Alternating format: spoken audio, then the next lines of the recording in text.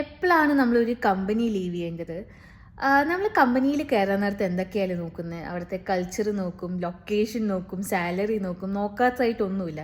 പക്ഷേ വൺസ് നമ്മളൊരു കമ്പനിയിൽ കയറി കഴിയുമ്പോൾ എപ്പോഴാണ് ആ ഒരു കമ്പനിയിൽ ലീവ് ചെയ്യേണ്ടത് എന്ന് ചോദിച്ചാൽ മിക്കവർക്കും അറിയില്ല, അവിടെ സ്റ്റക്കായിരിക്കും.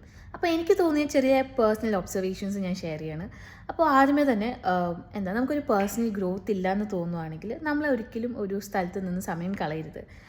ചെയ്ത കാര്യം തന്നെ വീണ്ടും വീണ്ടും റിപ്പിറ്റേറ്റീവായിട്ട് ചെയ്യുകയാണ്, ഞാൻ പുതിയതായിട്ടൊന്നും ചെയ്യുന്നില്ല, ഞാൻ പുതിയതായിട്ടൊന്നും പഠിക്കുന്നില്ല, അങ്ങനത്തെ ഒരു ഫീലിംഗ് വരുവാണെങ്കിൽ ഉറപ്പായിട്ടും ഏതാ നിങ്ങൾ പുതിയൊരു റോളിലേക്ക് മാറുക, അല്ലെങ്കിൽ ആ കമ്പനി തന്നെ മാറി പുതിയൊരു കമ്പനിയിലേക്ക് ജോയിൻ ചെയ്യാം.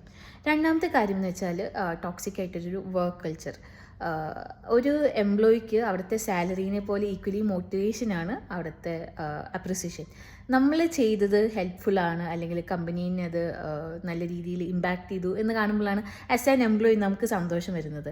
അപ്പോൾ അങ്ങനത്തെ ഒരു അപ്രിസിയേഷനോ റെക്കഗ്നീഷനോ ഇല്ലാത്ത ഒരു കമ്പനിയിൽ നമുക്ക് കുറേ കാലം സർവൈവ് ചെയ്യാൻ പറ്റില്ല. നമുക്ക് നമ്മളെ തന്നെ ഒരു സെൽഫ് ഡൗട്ടും സെൽഫ് ക്വസ്റ്റ്യനിലേക്കൊക്കെ പോകുന്ന ഒരു ടൈമായിരിക്കും അത്. അപ്പോൾ അങ്ങനത്തെ ഒരു സിറ്റുവേഷൻ വരെ നിൽക്കാതെ അപ്പോഴും നിങ്ങൾ നെക്സ്റ്റ് കമ്പനിയിലേക്ക് സ്വിച്ച് ചെയ്യുന്നതാണ് നല്ലത്. പിന്നെ നമ്മൾ വിചാരിക്കുന്നത് പോലെ നമ്മൾ 3-4 വർഷം ഒരു കമ്പനിയിൽ നിന്നിട്ട് കമ്പനി വളരുന്നുണ്ട്, പക്ഷെ നമ്മളും നമ്മുടെ സാലറിയും വളരുന്നില്ല എന്നൊരു ഘട്ടം എത്തുമ്പോൾ അന്നേരവും നമുക്ക് ആലോചിക്കാവുന്ന ഒരു ഓപ്ഷനാണ് കമ്പനി സ്വിച്ചിങ്. അപ്പോൾ നേരത്തെ പറഞ്ഞ പോലെ ഇതിൻ്റെ ഒരു പേഴ്സണൽ ഒബ്സർവേഷൻസ് ആണ്. എനിക്കും അറിയാൻ ആഗ്രഹമുണ്ട് നിങ്ങളുടെയും ഒരു തോട്ട്സ്, എന്തൊക്കെ കാരണം കൊണ്ടാണ് ഒരു കമ്പനി ലീവ് ചെയ്യാൻ നല്ലതെന്ന്. അപ്പോൾ do let me no your thoughts in the comment section.